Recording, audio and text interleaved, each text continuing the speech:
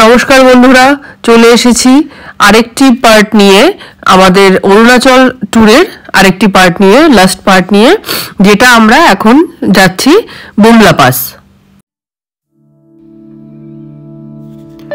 অরুণাচলে না গিয়ে স্বচক্ষে অরুণাচলের প্রাকৃতিক সৌন্দর্য উপভোগ না করলে আপনারা কখনোই বুঝতে পারবেন না কত সুন্দর এই জায়গাটা।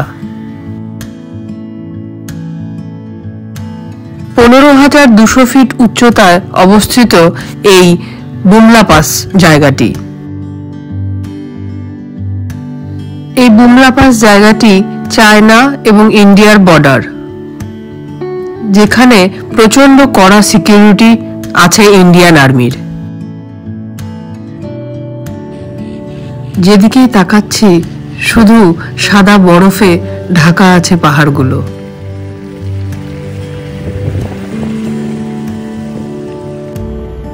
প্রচন্ড বরফ পড়ার কারণে যাতে রাস্তায় বরফ পড়ে যাতে রাস্তা বন্ধ হয়ে না যায়, যাতায়াতের যাতে কোনো প্রবলেম না হয়, সেই কারণে সকাল থেকেই শুরু হয়ে যায় সাফাই কর্মীদের কাজ।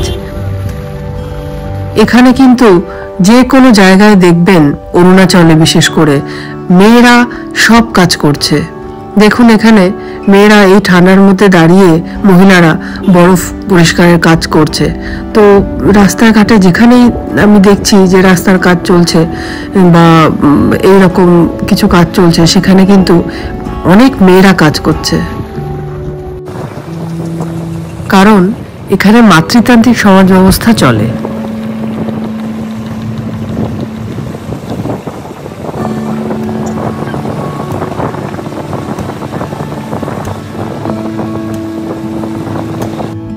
Hats off to Indian army. আমরা মুগ্ধ হয়ে গেছি ইন্ডিয়ান আর্মির ব্যবস্থাপনা দেখে। মন থেকেই তাদের জন্য জয় হিন্দ শব্দটি উঠে আসছিল। এখানে যতগুলো গাড়ি যায় সব গাড়িগুলোই একে অপরকে ভীষণ হেল্প করছিল।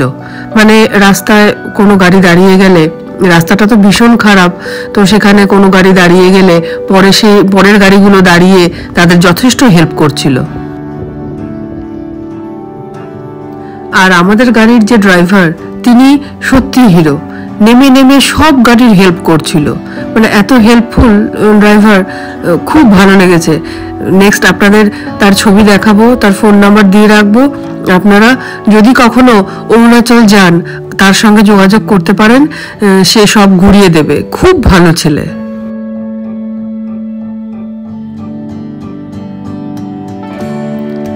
এইগুলো সব ইন্ডিয়ান আর্মির বেস ক্যাম্প, মানে ছোট ছোট করে ক্যাম্প করা আছে ইন্ডিয়ান আর্মির। এখানে তারা থাকে, খুব বরফ পড়লে সেখানে ঢুকে গিয়ে তারা ওয়াচ করে।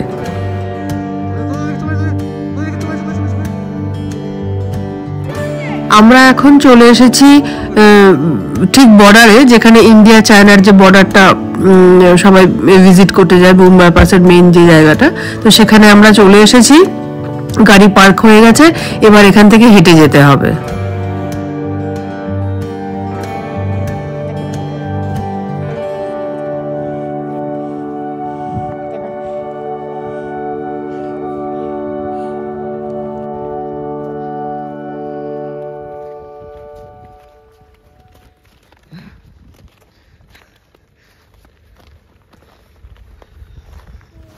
বেশ কষ্ট হচ্ছিল এই রাস্তার উপর দিয়ে হেঁটে যেতে। রাস্তার উপর প্রচুর বরফ পড়ে আছে, স্লিপারি হয়ে আছে, তারপর শ্বাস নেওয়া যাচ্ছে না, এত ঠান্ডা এখানে, প্রচন্ড শ্বাসকষ্ট হচ্ছিল আমাদের সবার। তারপর চারিদিকে তাকানো যাচ্ছে না, চোখ ঝলসে যাচ্ছে।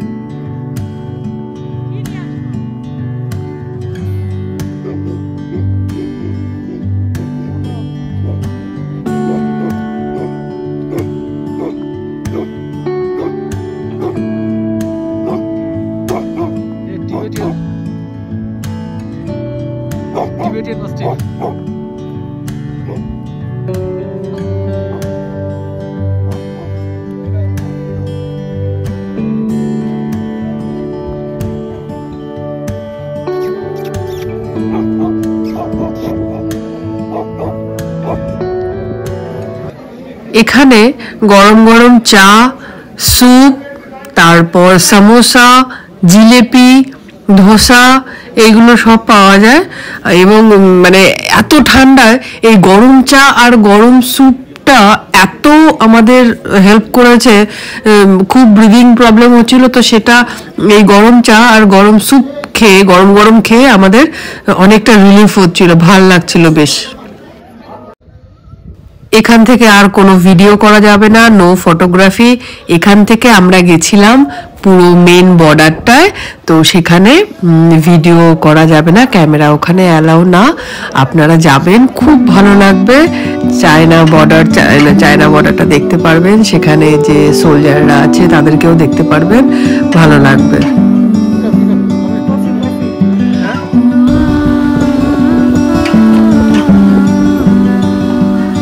বুমলা পাস দেখে আমরা এখন চলে এসেছি সানগেস্টার লেক। এই লেকটি মাধুরী লেক নামেও পরিচিত। 1950 সালে এখানে একটি বড়সড় আর্থকোয়েক হয়েছিল, যার ফলে এই লেকটির উৎপত্তি হয়। বলিউড সিনেমা কোয়েলা, এই সিনেমাটার শুটিং এখানে হয়েছিল বলে মাধুরী দীক্ষিত আর শাহরুখ খান ওই সিনেমাটায় ছিলেন। তো মাধুরী দীক্ষিতের নাম অনুসারে এই লেকটির নাম মাধুরী লেক হয়ে থাকে। তো এখন এই লেকটিকে মাধুরী লেকও বলা হয়।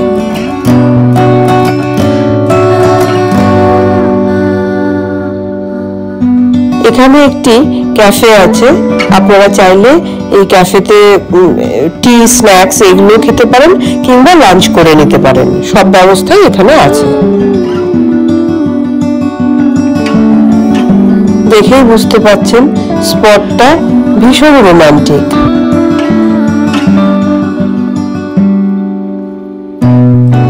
চারিদিকে গাছের উপর কিরকম বরফ পড়ে আছে, দেখে মনে হচ্ছে পুরো তুলো যেন গাছের উপর ছড়ানো আছে, খুব সুন্দর লাগছিল। চারিদিকটা বেশ বরফ পড়ে যেরকম ভালো লাগে আর কি দেখতে। তখনও স্নোফল হচ্ছিল, কনস্ট্যান্টলি স্নোফল হয়ে যাচ্ছিল, খুব সুন্দর লাগছিল। মানে আর প্রচন্ড ঠান্ডা, মানে বলে বোঝানো যাবে না।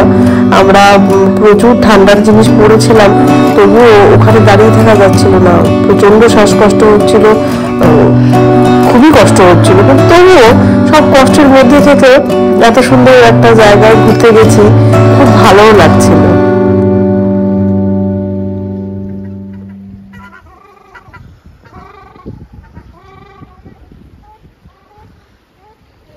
মার্চের শেষের দিকে আমরা তাওয়াং ঘুরতে গেছিলাম।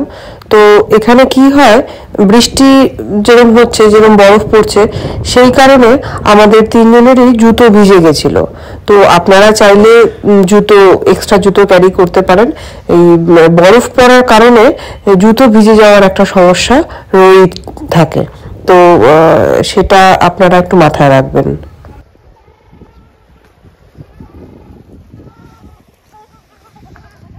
আমরা কিন্তু কোয়েলা সিনেমাটায় এই সিনগুলো খুব দেখেছি, তাই না? এখানে এগুলো দেখে মনে হচ্ছিল যে এই সিনগুলো ছিল সেই সিনেমাটায়।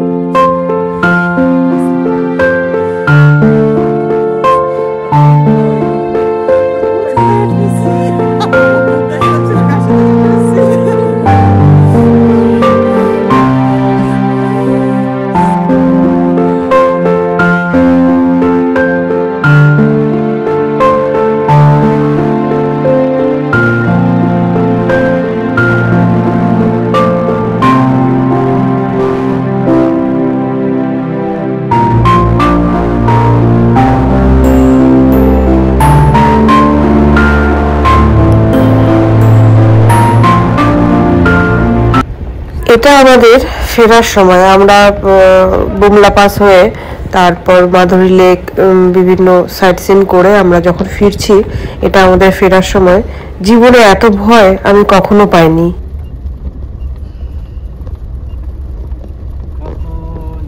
গাড়িতে আমরা যতদিন ছিলাম প্রত্যেকেই আমরা ভীষণ ভয় পেয়ে গেছিলাম। আমার ছেলে নেহাত রাস্তায় ঘুমিয়ে পড়েছিল, তাই আমরা 5 জন ছিলাম গাড়িতে, আমরা ভীষণ ভয় পেয়ে গেছিলাম।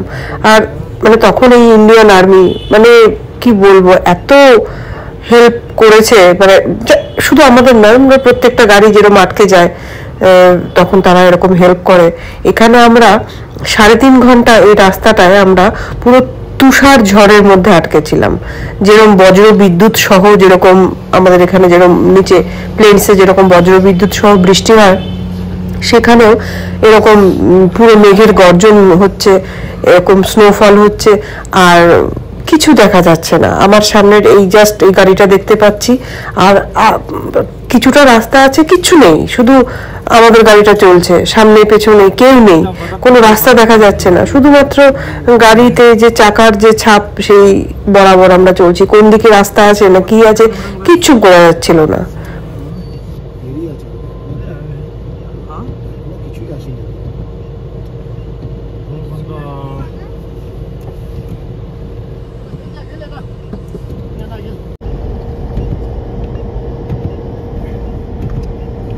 দেখুন এখানে দেখুন, বুঝতে পারবেন কিছু দেখা যাচ্ছে না, আমরা চারিদিকে পুরো শুধু সাদা হয়ে আছে। আর এরকম পাশে এই ব্যারিকেড গুলো দেখা যাচ্ছে যে এরকম বার গুলো বসানো আছে, শুধু এতে বোঝা যাচ্ছে যে এখানে একটু বার আছে, ব্যাস, আর কিছু নেই, কোথাও কিছু নেই। ভীষণ ঝড় বৃষ্টি হচ্ছিল, ভয়ঙ্কর পরিস্থিতি। মানে আমার জীবনে খুব ইচ্ছে ছিল যে বরফ দেখবো, স্নোফল দেখবো। তো যাই হোক, মানে এই সেদিনের সেই পরিস্থিতি সম্মুখীন হওয়ার পর, সেই পরিস্থিতির সম্মুখীন হওয়ার পর আর ইচ্ছে নেই আমি আর বরফ দেখবো। আর আমাদের এই বিপদে আমাদের শুধু মনোবল জুগিয়ে গেছে আমাদের ড্রাইভার তাসি। ওকে মানে কি বলবো, ভীষণ ভীষণ হেল্পফুল আর ভীষণ ভালো ছেলে। এই যে দাঁড়িয়ে আছে, ইনি হচ্ছেন তাসি।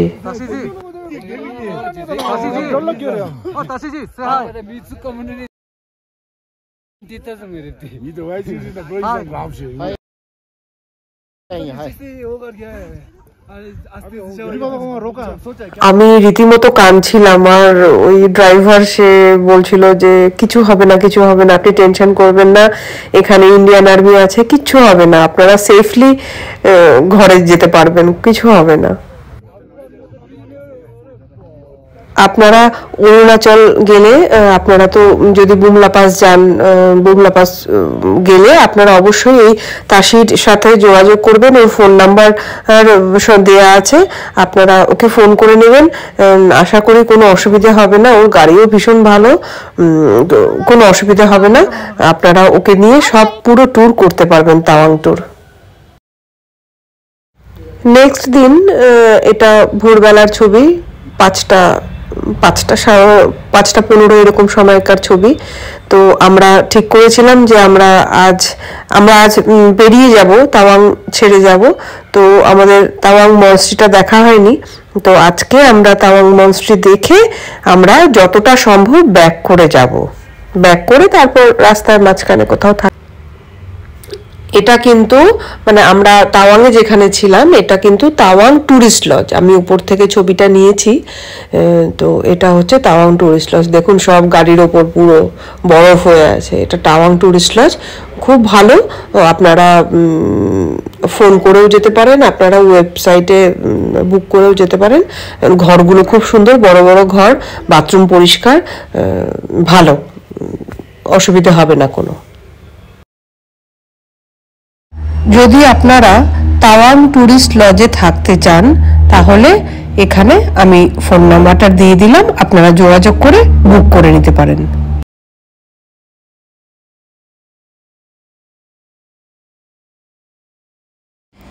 আমরা যেদিন তাওয়াং থেকে ফিরেছিলাম, সেদিন আমরা সেখানকার দুটো সাইড ট্যুর করেছিলাম। একটা হচ্ছে এটা এখানে সবথেকে উঁচু এবং সবথেকে বড় বুদ্ধের একটা স্ট্যাচু আছে, বুদ্ধের স্ট্যাচু আছে ওটা। এখানে আমরা সকালে ঘুরতে এসেছিলাম, এটা করে আমরা তাওয়াং মনস্ট্রি গেছিলাম। এই দুটো সাইট সিন করে আমরা তারপর বেরিয়ে গেছি ওয়েস্ট বেঙ্গলের দিকে। আমরা কিন্তু এই চারিদিকে দেখছি বরফ পড়ে আছে, এই দেখুন সাদা সাদা পুরো বরফ পড়ে আছে চারিদিকে, এবং ভীষণ শান্ত সুন্দর এই জায়গাটা, অপূর্ব। দেখুন এদিকেও বরফ পড়ে আছে সব উপরে, কারোর আগের দিন রাতে বৃষ্টি হয়েছিল, এখানে বরফ পড়েছিল। সবাই এখানে মানে এখানকার যারা লোকাল লোক আছে অনেকেই এখানে মর্নিং ওয়াক করতে আসে। খুবই সুন্দর জায়গাটা, শান্ত এবং স্নিগ্ধ, তার উপরে বরফ যেহেতু পড়ে আছে সেই জন্য আরো আকর্ষণীয় লাগছে।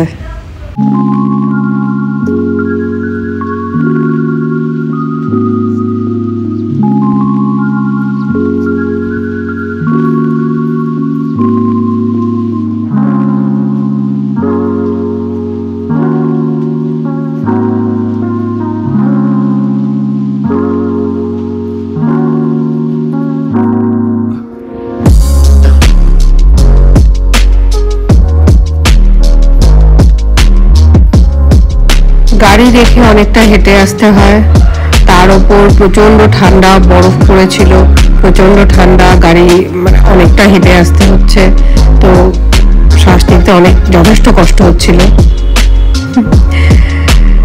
যাই হোক, দেখুন কি অপূর্ব দেখতে লাগছে, পুরো নীল আকাশ, তার মধ্যে বুদ্ধের এই সুন্দর স্ট্যাচু, খুব সুন্দর লাগছে, ভীষণ মনোরম লাগছিল পরিবেশটা।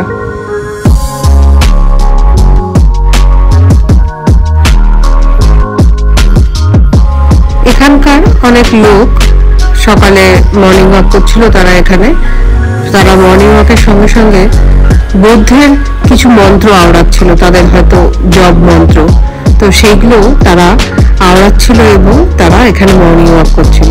সবকিছু নিয়ে খুব সুন্দর লাগছিল। একদম সকালে আমরা আর্লি ইন দ্য মর্নিং এখানে চলে এসেছিলাম, মোটামুটি 5:30টার মধ্যে এখানে ঢুকে গেছি, খুবই ভালো লাগছিল।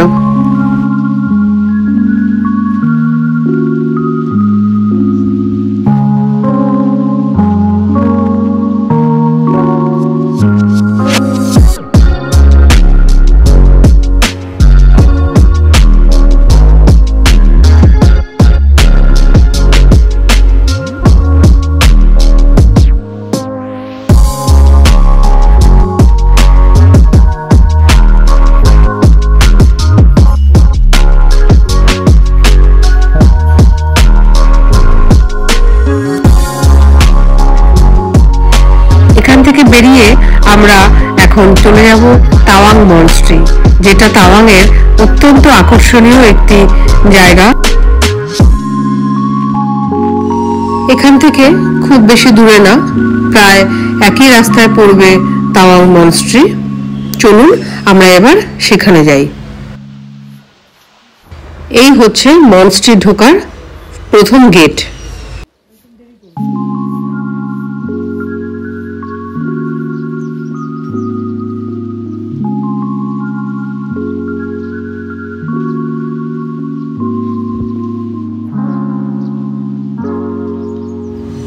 এখানে একটি ক্যাফে আছে, এই ক্যাফেটি সকালে বন্ধ ছিল, যেহেতু আমরা অনেক সকালে পৌঁছেছিলাম তাই বন্ধ ছিল।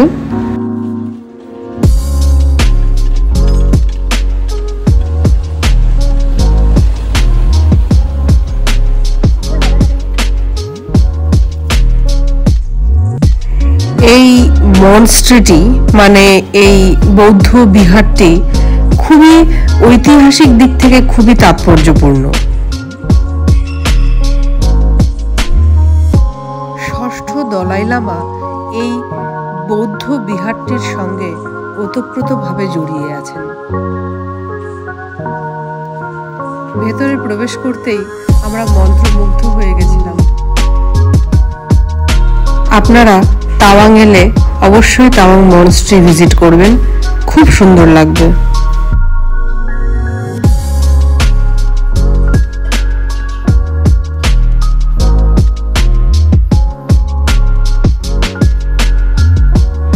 এখানে দলাই লামার স্ট্যাচু রাখা আছে, খুব সুন্দর লাগছিল।